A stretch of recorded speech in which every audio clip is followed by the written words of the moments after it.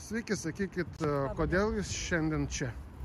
Atėjom kartu su vaikais palaikyti šios akcijos, nes akcija iš tikrųjų yra puikiai, parodanti mąstančio žmogaus iš tikrųjų mintis.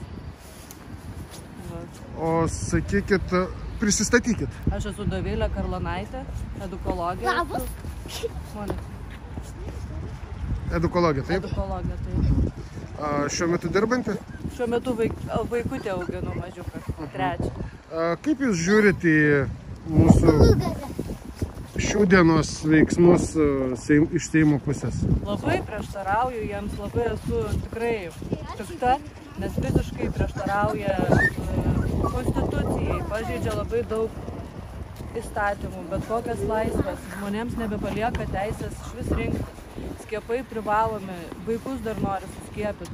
Kur tada mūsų tėvų yra laisvė į vaikus?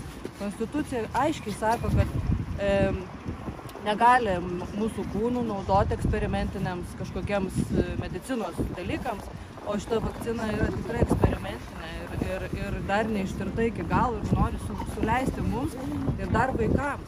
Tai visiškai prieštarauju ir būtent prieš tai, kad žmonės nebeturi teisės rinktis. Kiek aš girdžiu, kiek daug žmonių, man gaila, jie su ašarom sako, kad jie pasiskiepijo priversti darbe, kad neprarastų darbo, nes iš tikrųjų vaikus turi auginti, maitinti, mamos verkia, komplikacijos, siaubingos, naktimis nemiega, antidepresantus geria, įvairios ligos sukyla, kurios jau buvo tiesiog išnykę po tų skiepų. Tai aš negaliu tiesiog ramiai visą tai žiūrėti. Ir todėl šitą akciją yra tiesiog nuostabi, nes mes galim pasakyti savo žodį. Ar gali, kaip manot, šitos akcijos pakeisti požiūrį Seimo narių į tai, kas vyksta ir tai, ką jie daro? Aš labai tuo tikiu, labai tikiuosi tuo ir iš tikrųjų mane tai dar kaip tikinti žmogų, tai labai visą laiką kirbet ta mintis, kad jie, kaip prisiekinėjo Seime, jie dėjo rankas ant konstitucijos ir sakė, te padeda man Dievas gale. Bet kol kas tai viskas prieštarauja, jo žodžiai iš tikrųjų prieštarauja, o tai tikrai atsisuks prieš žmonės, kurie tam prieštarauja. Čia kitaip negali būti, todėl mes esam geram kely, Dievas yra už mus. Tai žodžiu, aš tikrai tikiu ir matant, kiek žmonių čia ateina, kiek palaiko, kiek yra tikrai mąstančių žmonių, tai aš labai tikiu, kad čia visai kaiminystėje esam, nebus jie abejingi. Vis tiek kažkas tai turi pasikeisti, aš tikiu, tikrai tikiu.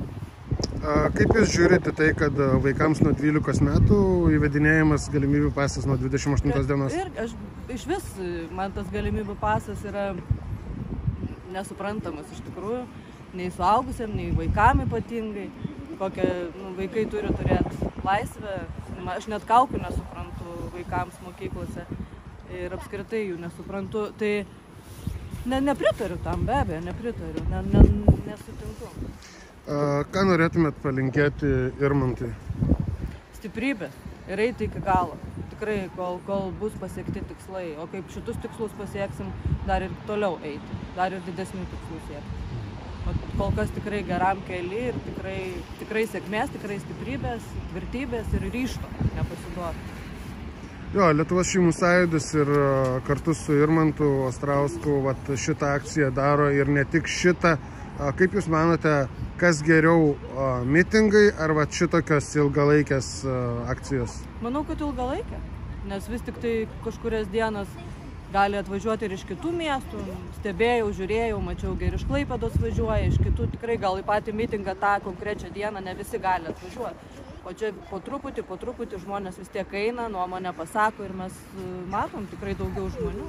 Ir mitingas vis tiek, jis trumpalaikis, o čia ilgai tiek. Ir galų gale Seimo nariams po langais šmežuojam kiekvieną dieną, ne vieną dieną. Labą dieną, ačiū, kad atvykot.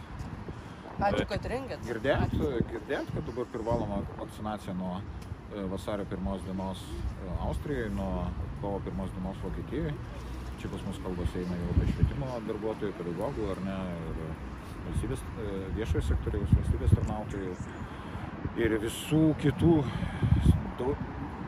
sektorių priverstinė vakcinacija. Ne visų, aišku. Girdėt? Nu taip. Tai va, kviečiam visas organizacijas nelaukt. Ta palapinė yra pastatyta čia dėl jūsų. Šita neterminuota akcija yra dėl jūsų. Tai ką, leisim, visgi tylėsim, leisim skiepyti savo vaikus, leisim naudoti prieš juos prievartą. Vokietijoje, Austrijoje numatytas didžiulės baudos, net laisvės atimimo vietos. Tikriausiai Australijos principų, ar ne? Girdėjote apie Australiją?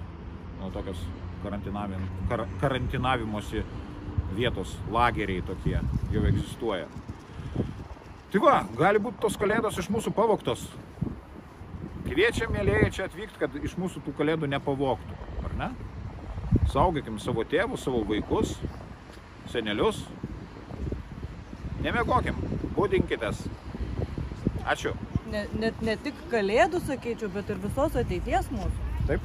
Nu, turim kovoti iš tikrųjų už vaikus, vaikai, nu, jie turi laisvi būt, turi sveiki būt ir mes esam žmonės, mes esam tėvai, kurie mes turim teisę spręsti, ką suleisti savo vaikams ir ko nesuleisti iš tikrųjų. Ir kai šneka, labai man įstrigo vieno Seimo nario pasisakymas, kad čia vakcina tai tarsi gelbėjimas vaikų kaip iš gaisro. Kalba žmogus, kuris pats neturi vaikų. Tai toks komentaras man jisai yra visiškai niekinis. Aš pati žinau, ko reikia mano vaikam ir kaip juos gelbėti. Ir aš pati spręsiu, kokias vakcinas jam duoti ar neduoti.